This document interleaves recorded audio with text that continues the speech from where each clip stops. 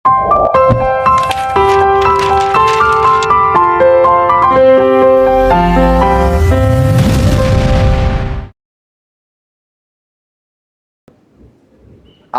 minasyaitonirrajim. Bismillahirrahmanirrahim. Assalamualaikum warahmatullahi wabarakatuh. Alhamdulillah. Alhamdulillahilladzi anzala as-sakinata fi qulubil mu'minin liyazdadu imanan ma'a imanihim. Asyhadu an la ilaha illallah wa asyhadu anna sayyidina Muhammadan abduhu wa rasuluh. Allahumma shalli wa sallim ala sayyidina Muhammad wa ala alihi wa ashabihi ajma'in. Pemirsa, sahabat dakwah yang dirahmati Allah Subhanahu wa taala, kembali kita mengucapkan tahmid alhamdulillahirabbil alamin atas semua nikmat yang kita terima. Kaki masih berjalan, tangan masih mampu kita gerakkan, mata masih bisa menatap, masih bisa melihat, kemudian telinga masih bisa mendengar dengan jelas, bahkan akal, otak kita masih mampu membedakan antara yang hitam dan putih, antara merah dan hijau, yang mampu membedakan antara yang benar dan salah. Hati kita masih mampu merasakan dinginnya es, panasnya api. Semua merupakan karunia Allah Subhanahu wa taala yang diciptakan untuk manusia sebagai makhluk Allah yang paling sempurna. Maka tugas kita tidak ada lain kecuali bersyukur kepadanya. Alhamdulillahirabbil alamin. Lisan kita mengucapkan alhamdulillah. Sanubari kita menyadari bahwa semua yang kita miliki hari ini adalah pemberian Allah, titipan Allah, dan kita berusaha untuk kita upayakan semua yang menjadi pemberian Allah ini untuk kita jadikan pelajaran untuk menguatkan ibadah kita, semakin kita syukur kepadanya. Pemirsa, sahabat dakwah yang dirahmati Allah Subhanahu wa taala, selanjutnya mari kita bersolawat kepada Habibinal Karim Muhammad sallallahu alaihi wasallam. Sallallahu ala Muhammad sallallahu alaihi wasallam. Sallallahu ala Muhammad sallallahu alaihi wasallam. Ya Nabi salam alaika, ya Rasul salam alaika, ya Habib salam alaika, salawatullah alaika. Pemirsa, sahabat dakwah dirahmati Allah Subhanahu wa taala, tema kita kali ini adalah hal-hal yang dapat merusak, bahkan mematikan hati seseorang. Pemirsa yang dirahmati Allah Subhanahu wa taala, manusia disebut dengan fi ahsani taqwim, penciptaan yang sempurna, penciptaan yang paling baik dari semua makhluk-makhluk lain. Kenapa tidak? Karena Allah ciptakan jasad kita, Allah ciptakan ruh kita, Allah ciptakan akal kita, Allah ciptakan nafsu kita, bahkan yang kelima, Allah ciptakan hati kita, qalbun kita. Bahkan kata Rasulullah, kalau kamu mau melihat manusia baik atau buruknya, ceklah wahuwal qalbu, ceklah hatinya. Kalau hatinya sehat, maka yang lain akan sehat. Tapi sebaliknya, ketika hatinya sakit, maka semuanya akan menjadi sakit.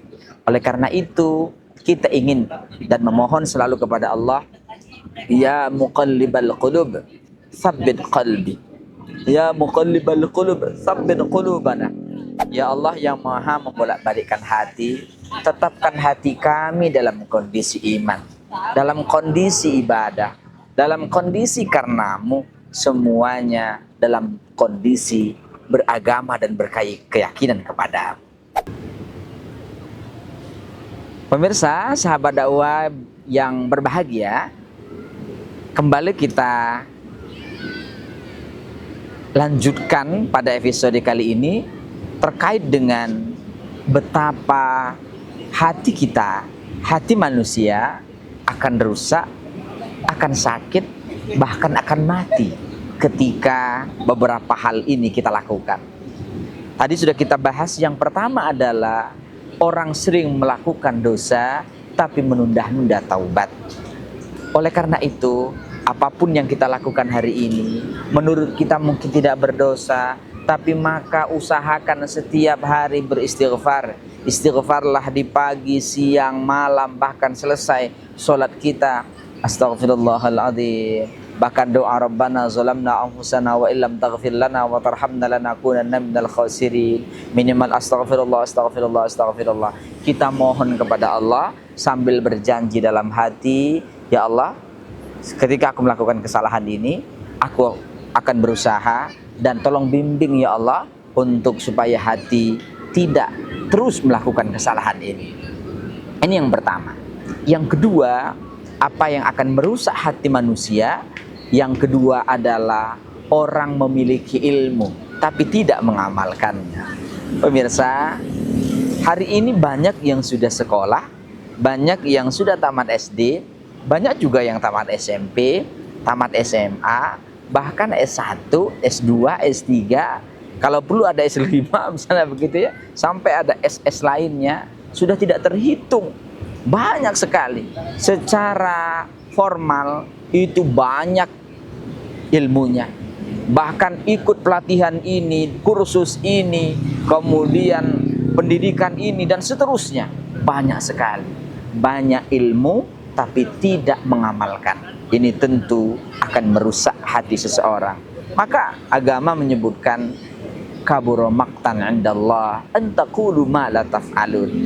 Sungguh celaka bagi orang yang hanya bisa mengucapkan, yang hanya bisa teori, yang hanya bisa banyak latihan tapi tidak mengamalkan ilmunya. Ini tentu akan membahayakan. Kenapa? Karena ini termasuk bagian dari kemunafikan.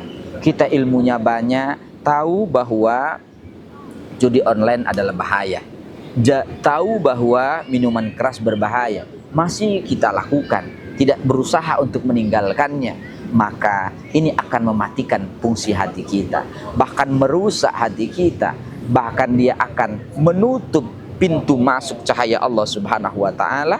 Ketika masih ada orang memiliki ilmu tidak mau mengamalkan ilmunya. Bukankah Allah akan meninggikan derajat orang-orang yang berilmu dan beriman? Tapi tidak hanya berilmu dan beriman, Allah akan mengangkat derajat orang wa'amilus shalihat, orang-orang yang beramal soleh. Apa artinya ilmu? Apa artinya sertifikat? Apa artinya ijazah, gelar, sederet mungkin sampai sepanjang-panjang? Itu adalah gelar-gelar kita. Tapi perilakunya, amalnya, akhlaknya, tindak tanduknya tidak mencerminkan bahwa dia adalah orang yang berilmu. Ini tentu akan merusak hati seseorang. Dia akan gonta gulana, akan mudah cemas, bahkan tidak mudah hatinya bercahaya untuk menerima kebaikan dari siapapun. Pemirsa, sahabat dakwah yang dirahmati Allah Subhanahu wa Ta'ala, yang ketiga, hal-hal yang akan merusak hati seseorang yaitu adalah orang yang melakukan amal kebaikan tapi tidak ikhlas. Maka Allah menyebutkan wa ma umiru illa liya'budullaha mukhlishina lahuddin, dan tidak kami perintahkan manusia dan kita semua ini untuk ibadah kecuali dengan ikhlas karena Allah Subhanahu wa Ta'ala. Karena yang akan Allah nilai itu adalah keikhlasan, yang akan Allah nilai ketulusannya. Ketika kita berniat innamal a'malu binniyat, karena dunia, kita ibadah, kita mengamalkan ilmu, tapi niatnya bukan karena Allah, maka boleh jadi Allah kabulkan sesuai dengan niat kita, tapi tidak akan mendapatkan kebahagiaan hakiki, yakni di negeri akhirat. Ketika kita ditanya dan amal kita tidak habis, kemudian kita protes kepada ya Allah, bukankah dulu aku menafkahi istriku? Bukankah dulu aku beribadah kepadamu? Bukankah dulu aku puasa? Aku baca Quran, mana pahalanya? Kenapa aku tidak ditempatkan tempat mulia? Apa kata Allah? Bukankah dulu engkau melakukan itu karena ingin populer, karena ingin jabatan, karena ingin minta rezeki? Bukankah itu sudah aku kasih di dunia? Karena yang kamu lakukan bukan karena aku. Ini tentu yang akan menjadi ancaman kita semua. Dan tidak hanya itu, dia akan merusak sanubari kita, dia akan merusak hati kita, bahkan akan membuat hati kita sakit, bahkan mematikan hati kita. Jangan sampai menjadi khatamallahu ala qulubihim. Pemirsa, sahabat dakwah yang dirahmati Allah Subhanahu wa taala. Kemudian yang berikutnya, menerima rezeki tapi tidak mau bersyukur. Masalah. Rezeki demikian banyak yang Allah berikan, nikmat yang demikian banyak Allah berikan, kemudian posisi jabatan, status sosial yang dia punya, tapi ternyata dia tidak pernah bersyukur kepada Allah. Tidak, dia tidak mau ibadah, tidak pandai berterima kasih kepada sesama, tidak menghargai sesama makhluk Allah. Ini tentu akan merusak hati seseorang. Siapa yang tidak mampu bersyukur kepada Allah, siapa yang tidak mampu berterima kasih kepada dirinya, tidak mampu berterima kasih kepada sesama, maka sebenarnya dia akan sulit menjadi orang yang pandai bersyukur kepada Allah Subhanahu wa taala. Pemirsa, sahabat dakwah yang dirahmati Allah Subhanahu wa taala. Yang berikutnya, apa yang bisa akan merusak hati seseorang adalah menerima musibah tidak sabar, bahkan menolak takdir itu, bahkan meronta-ronta dari takdir. Boleh jadi sesuatu yang tidak menyenangkan, kehilangan, kemiskinan, bahkan boleh jadi kebakaran, kematian seseorang. Semuanya harus kita terima dengan takdir. Kita harus menyadari semua dari Allah, akan kembali kepada Allah. Maka harus kita syukuri ketika kita dapat nikmat, maka kita bersabar ketika mendapat musibah atau sesuatu yang tidak menyenangkan kita semua.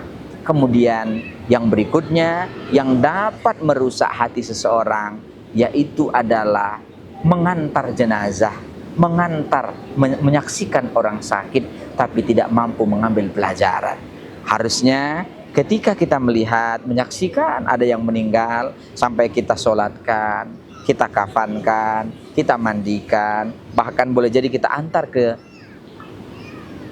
makam, itu jadikan pelajaran. Suatu saat aku menjadi yang tidak berdaya seperti ini. Suatu saat aku akan menjadi orang yang tidak memiliki apapun, bahkan tidak bisa membungkus, tidak bisa pergi sendiri ke makam. Semua akan dibantu oleh orang lain. Saya akan mulai kepada Allah dekat, kepada sesama, akan belajar, ngambil pelajaran dari kematian. Sakit juga demikian. Kita mengunjungi orang yang sakit, belajar supaya apa yang kita lihat itu untuk sekarang menjaga kesehatan, belajar menikmati kesyukuran, kemudian belajar sabar atas nikmat yang Allah berikan. Demikian sebagai renungan kita bersama, sehingga ada beberapa hal yang tadi akan merusak hati kita, kita jaga betul. Pertama, ketika melakukan kemaksiatan, segeralah bertaubat. Yang kedua, ketika kita memiliki ilmu sekecil apapun ilmu kita, untuk segera kita amalkan. Yang ketiga, beramallah karena keikhlasan karena Allah Subhanahu wa taala. Yang keempat, ketika menerima apapun rezeki dari Allah, itu segeralah bersyukur dan belajar berterima kasih kepada sesama. Kemudian berikutnya, kalau ada sesuatu yang tidak menyenangkan bagi kita, maka belajarlah untuk menerima semua dari merupakan ketentuan Allah, sehingga kita sabar. Dan tentu yang terakhir, ketika kita melihat fenomena apapun, meninggal, sakit, apapun yang itu menjadi pelajaran, kita ngambil iktibar, termasuk kematian, dan cukuplah kematian menjadi pelajaran bagi kita semua. Terima kasih.